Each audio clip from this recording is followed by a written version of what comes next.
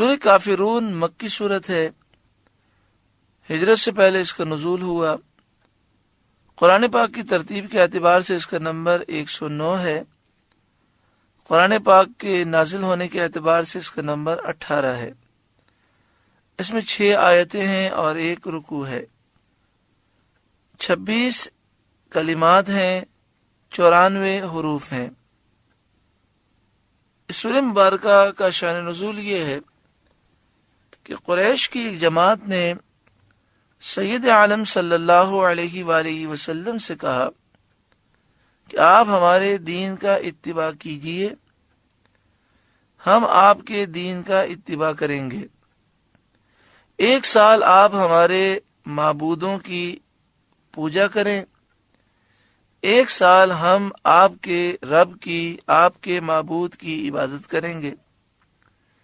سید عالم صلی اللہ علیہ وآلہ وسلم نے فرمایا، اللہ کی پناہ کہ میں اس کے ساتھ غیر کو شریک کروں۔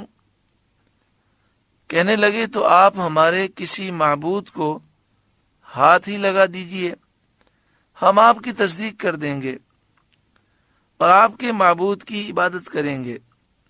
اس پر یہ سورہ شریفہ نازل ہوئی اور سید عالم صلی اللہ علیہ وآلہ وسلم مسجد حرام شریف میں تشریف لے گئے۔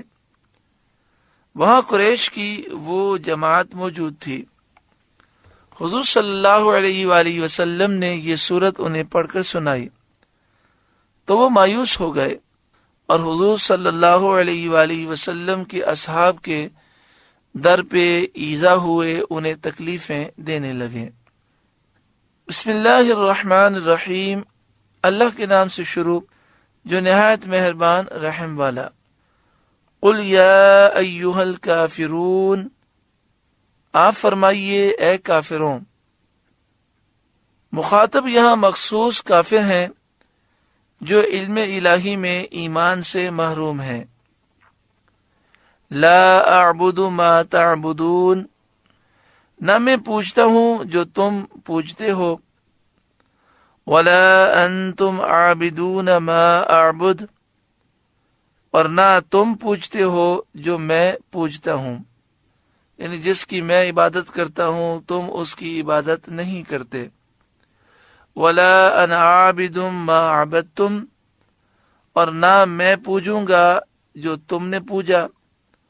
ولا انتم عابدون ما اعبد، اور نہ تم پوجو گے جو میں پوجتا ہوں، یعنی جس کی میں عبادت کرتا ہوں تم اس کی عبادت نہ کرو گے۔ لکم دینکم ولی دین، تمہیں تمہارا دین اور مجھے میرا دین، یعنی تمہارے لیے تمہارا کفر اور میرے لیے میری توحید اور میرا اخلاص، اور مقصود اس سے تحدید ہے۔ صدر الافاضل مولانا نعیم الدین مراد آبادی علیہ رحمہ فرماتے ہیں، وَهَذِهِ الْآيَةُ مَنْسُوخَةٌ بِآيَةِ الْقِتَالِ، یہ آیت جہاد کی آیت سے منسوخ ہے، یعنی پہلے جہاد کا حکم نہیں تھا، بعد میں جہاد کا حکم آ گیا۔ اب ہم نظام کو تبدیل کریں گے اور اسلامی نظام جہاد کے ذریعے نافذ کرنے کی کوشش کریں گے۔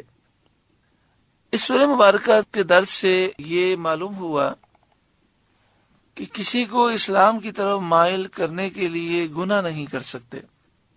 لیکن انہوں نے کہا کہ اچھا آپ ہمارے بت کو صرف ہاتھ لگا دیں تو ہم آپ پہ ایمان لے آئیں گے، تو نبی اکرم صلی اللہ علیہ وآلہ وسلم نے اس سے منع فرما دیا، اور یہ گویا کہ فرمایا اگر تم ایمان لائے تو تمہارا بھلا ہے، نہ لاؤ تو تمہارا نقصان ہے، میں یہ کام نہیں کروں گا۔